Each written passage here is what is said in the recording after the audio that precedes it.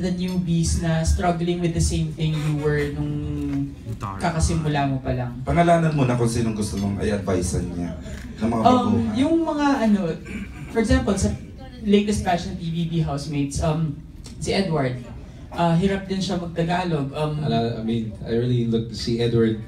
Parang yun, wala siyang alam sa Tagalog nung pumasok siya, no? Correct. Ganun din ako sa ng PBB eh. Yeah. Oh, sorry. So, advice for, like, how did you do it? Anong pwede mong ma-share sa kanya na Well, ito rin ang pwede niyang gawin? ako kasi 12 years na ako dito sa Pilipinas. Dapat naman na okay na ako sa Tagalog. Pero ang mahirap din dito kasi hindi yung parang pagpupunta sa France, wala kang choice eh.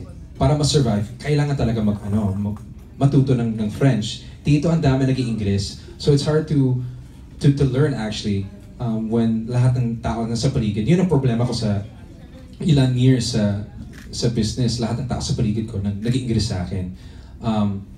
But it's really immersing yourself. Immersion is, I think, is key.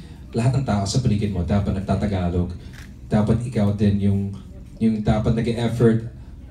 My manager, Erickson, he really made an effort para sa akin nung time na parang ilan years na ako dito sa Pilipinas pero may hirapan pa ako.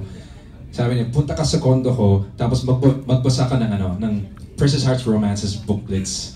Tapos kung may isang word na hindi mo alam, sulatan mo, tapos parang parang ganyan ginawa namin and it really helped. And for ilan years din, ang dami nagsasabi sa akin na magbasa ng comics, totoo yan eh. It does help. I came to a point na nakikinig din ako sa radyo na laging nagtatagalog and it's really just immersing yourself fully. That's my advice. It's just making sure that if you really want it, you have to surround yourself with Tagalog and then you will learn. Thank you. Okay.